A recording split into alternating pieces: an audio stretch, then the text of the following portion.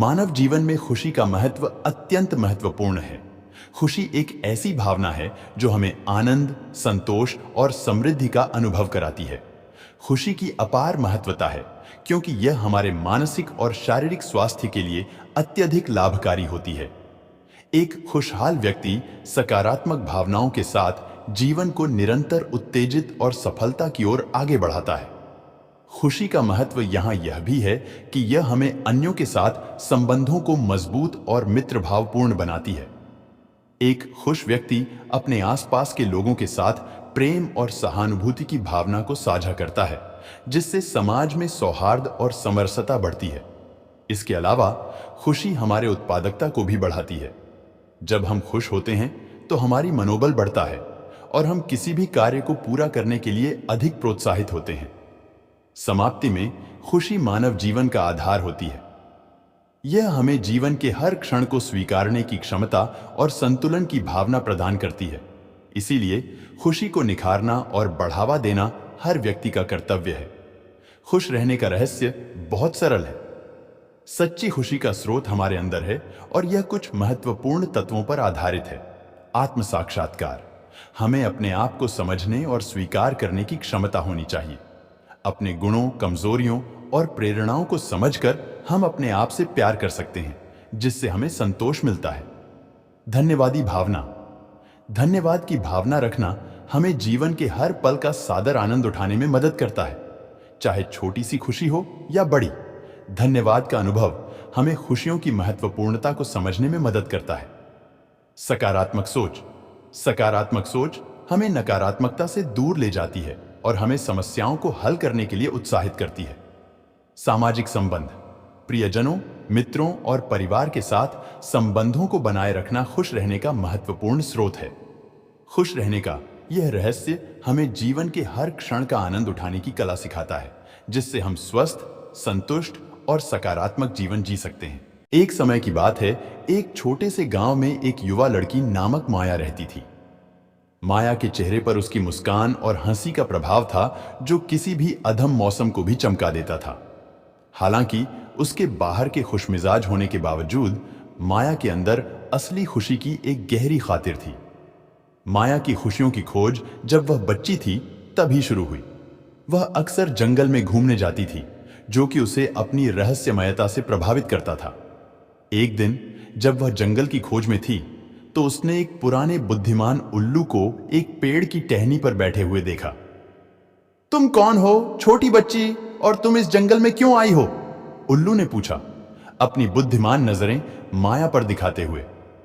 मैं माया हूं और मैं सच्ची खुशी की खोज में हूं, उसने उत्सुकता से उत्तर दिया। बुद्धिमान उल्लू ने समझाया, खुशी को नहीं पाया जाता बेटा, यह खुद को आत्मा में बनाना है। उस गहरी उलझन में उल्लू उड़ गया, माया को गहरी सोच में छोड़कर।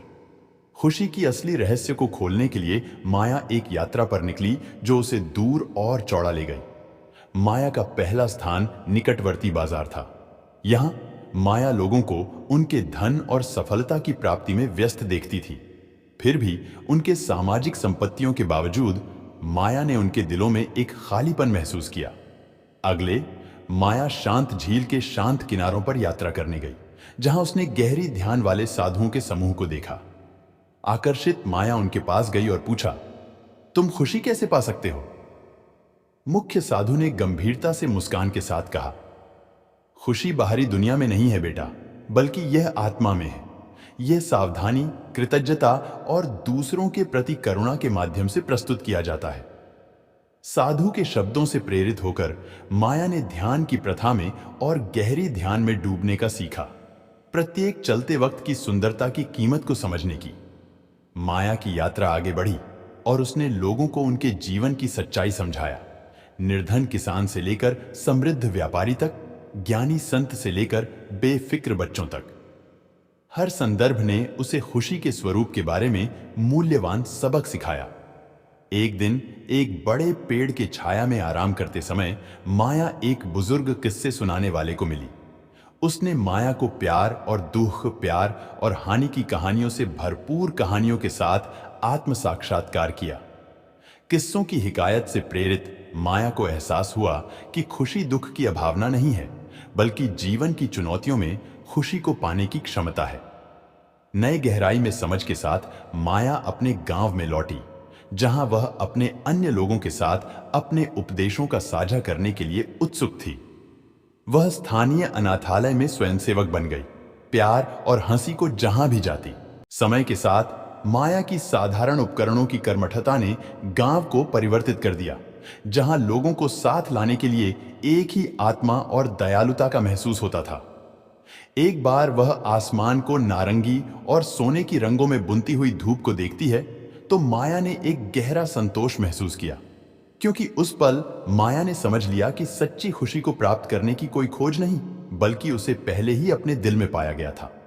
और इस प्रकार अपने नए समझ के साथ माया ने अपने जीवन के पहले कदम को धरा, जो उसे उस जगह ले गया जहां यह सब शुरू हुआ था, उसके अंदर।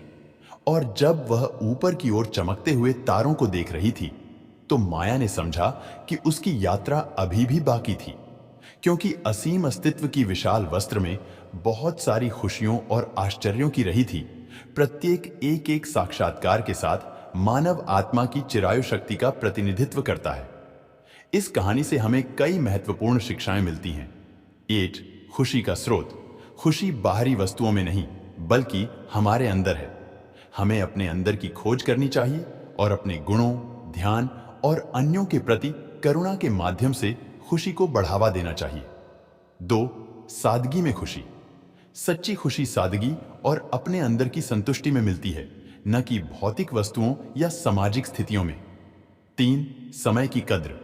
हमें प्रत्येक पल की कद्र करनी चाहिए, क्योंकि खुशी वर्तमान में है और हमें उसे अपने जीवन के हर क्षण में महसूस करना चाहिए। 4 दुख के साथ खुशी। खुशी दुख की अभावना नहीं है, बल्कि हमारी सामर्थ्य है कि हम जीवन की चुनौतियों के बीच भी खुशी का अनुभव कर सकें। 5 संबंधों का महत्व। सच्ची खुशी को साझा करने का सबसे बड़ा स्रोत हमारे संबंध होते हैं। हमें प्रेम, स्नेह और सहानुभूति के माध्यम से अपने प्रियजनों के साथ समय बिताना चाहिए। यह कहानी हमें बताती है कि खुशी को पाने के लिए हमें बाहर की खोज में नहीं, अपने अंदर की खोज में जाना चाहिए। यह हमें सिखाती है कि खुशी सादगी, ध्यान और संबंधों में होती है और हमें हर पल का आनंद उठाना चाहिए।